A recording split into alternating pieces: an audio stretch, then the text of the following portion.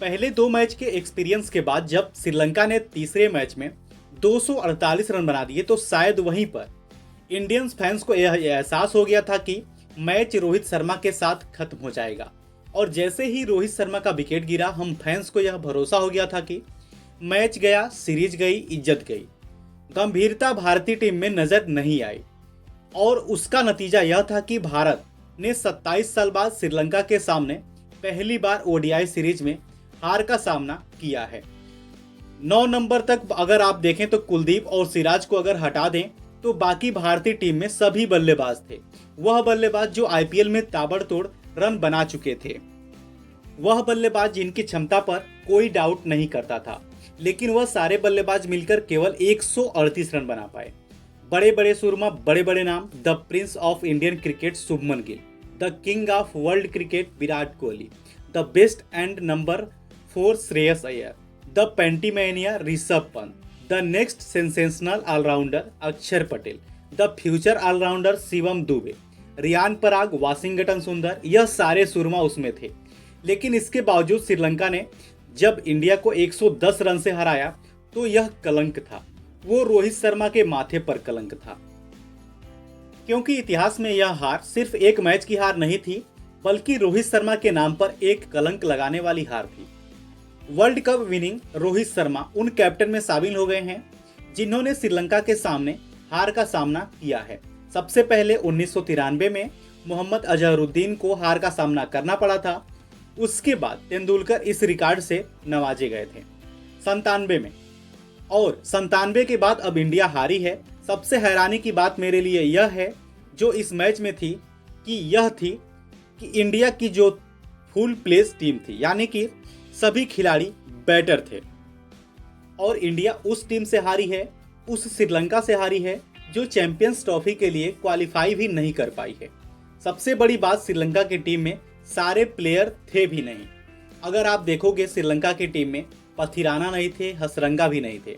मतलब यह बहुत बहुत हैरानी की बात है कि क्या चल रहा है। मतलब इंडिया कुछ समझ ही नहीं पा रही। जब पहला मैच ओडीआई टाई हुआ, दूसरा मैच 32 रनों से हारे, और तीसरा मैच में तो बैटिंग बुरी तरह से एक्सपोज हुई। 110 रन से अगर आप हार जाते हैं तो फिर आप कहीं स्टैंड नहीं करते हैं।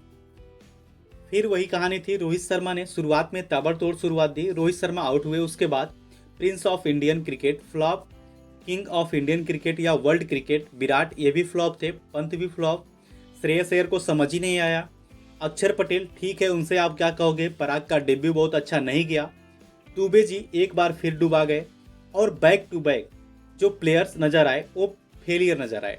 विराट की अगर हम बात करें तो इनकी कैरियर की बात अगर करते हैं, पहली बार इतिहास में ऐसा हुआ है कि विराट 3 मरतबा स्पिनर्स के सामने एलबीडब्ल्यू हुए। कोई यह कह रहा है कि तैयारी नहीं कर पा रहे हैं विराट, या कोई ये भी कह रहा है कि विराट का टाइम खत्म हो गया है। विराट कोहली एक बड़े खिलाड़ी हैं। 3 मैच में विराट कोहली का एलबीडब्ल्यू होना, 24 रन, 14 और 20 रन बनाकर आउट होना, एक सीरीज में 19 के एवरेज से रन बनाना, ये समझ नहीं आया। और यह अपने आप में बहुत बड़ी बात है। श्रीलंका के सामने अगर हम जिस तरह से 8-8 विकेट, 9-9 विकेट गंवा रहे हैं, आपको जानकर हैरानी होगी कि 3 मैच में इंडिया ने 27 विकेट ऐसे हैं जो स्पिनर्स के सामने गए हैं।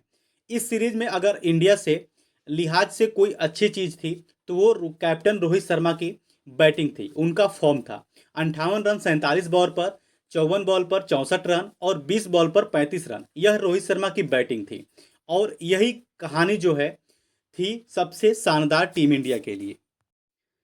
27 साल बाद सीरीज हारना शर्मनाक है, दुखद है, और सबसे ज़्यादा दुखद बात यह है कि यहाँ सीरीज हमारे इसके बाद केवल 3 ओडीआई मैच बचते हैं।